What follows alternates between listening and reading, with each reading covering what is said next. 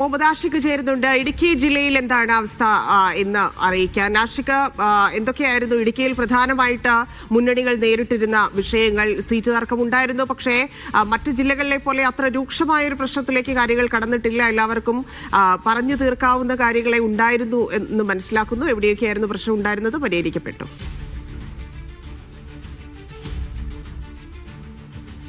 നിലയിലായിരുന്നു ധന്യ ഇടുക്കി ജില്ലയിലെ കാര്യങ്ങൾ. പറഞ്ഞു തീർക്കാവുന്ന പ്രശ്നങ്ങൾ മാത്രമേ ഇടുക്കി ജില്ലയിൽ ഇരു മുന്നണികൾക്കുള്ളിലും ഉണ്ടായിരുന്നത്. അതിൽ തന്നെയും LDF ഏറ്റവും വേഗത്തിൽ തന്നെ പ്രശ്നങ്ങൾ പരിഹരിക്കുകയും സീറ്റ് വിഭജന ചർച്ചകൾ പൂർത്തിയാക്കി സ്ഥാനാർത്ഥികളെ പ്രഖ്യാപിക്കുകയും പ്രചരണത്തിൽ വലിയ മുൻകൈ ഉണ്ടാക്കുകയും ചെയ്തു. പക്ഷേ UDF-ലായിരുന്നു അന്തിമ നിമിഷം വരെയും ചർച്ചകൾ തുറന്നുപോയതും. ഏറ്റവും ഒടുവിൽ സ്ഥാനാർത്ഥി പട്ടിക പ്രഖ്യാപിക്കുന്നതുവരെ അല്ലെങ്കിൽ സ്ഥാനാർത്ഥി നാമനിർദ്ദേശ പത്രിക സമർപ്പിക്കുന്ന ദിവസത്തോടുകൂടി UDF-ലെ ഏതാണ്ട് എല്ലാ പ്രശ്നങ്ങളും പൂർത്തിയാക്കിയതാണ് എന്ന് തന്നെ പറയാൻ കഴിയുന്നത്. പിന്നീടും പ്രശ്നങ്ങൾ അവശേഷിച്ചിരുന്നത് കട്ടപ്പന നഗരസഭയിലായിരുന്നു. കട്ടപ്പന നഗരസഭയിൽ വലിയ വിമത ശല്യം കോൺഗ്രസിന് തലവേദനയായി മാറുന്ന സാഹചര്യം ഉണ്ടായിരുന്നു. കോൺഗ്രസിന് വലിയ സ്വാധീനമുള്ള നഗരസഭയാണ്, ഇടമാണ്, വലിയ ഭൂരിപക്ഷം ഉള്ള ഇടമാണ്. അവിടെ വലിയ വിമതരുടെ പ്രശ്നമുണ്ടായത് വലിയ തോതിൽ ബുദ്ധിമുട്ടുണ്ടാക്കിയിരുന്നു കോൺഗ്രസിലെ ജില്ലാ നേതൃത്വത്തിന്. ആ പ്രശ്നം പരിഹരിക്കുവാൻ വേണ്ടിയിട്ടുള്ള ഇടപെടലുകളാണ് അവസാന നിമിഷവും നടന്നത് എന്നുള്ളതാണ്. കട്ടപ്പന നഗരസഭയിൽ ചർച്ചകളെല്ലാം അവസാനിക്കുമ്പോഴേക്കും 4 ഇടങ്ങളിൽ കോൺഗ്രസ് വിമതരുണ്ടാകും എന്നുള്ളതാണ്. ആദ്യഘട്ടത്തിൽ ഏതാണ്ട് 22ഓളം വാർഡുകളിൽ കോൺഗ്രസിന് വിമത സ്ഥാനാർത്ഥികൾ ഉണ്ടായിരുന്ന കട്ടപ്പനയിലാണ് ഏറ്റവും ഒടുവിലേക്ക് കണക്കുകൾ വരുമ്പോഴേക്കും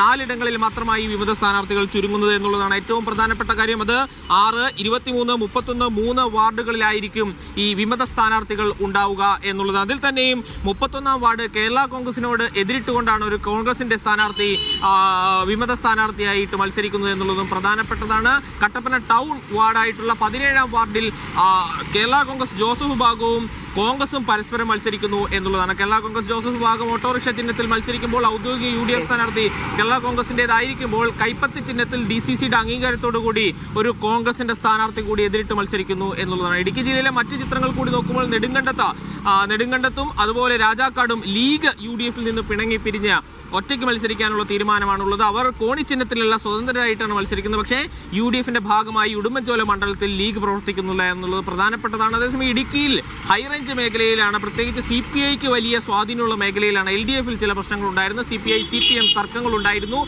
അതെല്ലാം തന്നെ പരിഹരിച്ചെങ്കിലും കുമളി ഗ്രാമപഞ്ചായത്തിൽ ഒരു വാർഡിൽ CPI വിമതനും മത്സരിക്കുന്നുണ്ട് എന്നുള്ളത് പ്രധാനപ്പെട്ടതാണ്. ഇടുക്കി ജില്ലാ പഞ്ചായത്തിലെ കണക്കുകൾ എടുക്കുമ്പോൾ ആകെ ഒരിടത്ത് അടിമാലി ഡിവിഷനിൽ ഇൻഫൽ തോമസ് എന്ന മുൻ DCC അംഗമാണ് വിമതനായി മത്സരിക്കുന്നത്. അത്ര വലിയ പ്രശ്നങ്ങൾ ഇടുക്കി ജില്ലയിലില്ല. ഉണ്ടായിരുന്ന പ്രശ്നങ്ങൾ ഏതാണ്ട് പരിഹരിക്കപ്പെട്ടിരിക്കുന്നു. പ്രശ്നങ്ങൾ ബാക്കിയാകുന്നത് കട്ടപ്പന നഗരസഭയിൽ മാത്രമാണ് തന്നെയാണ്.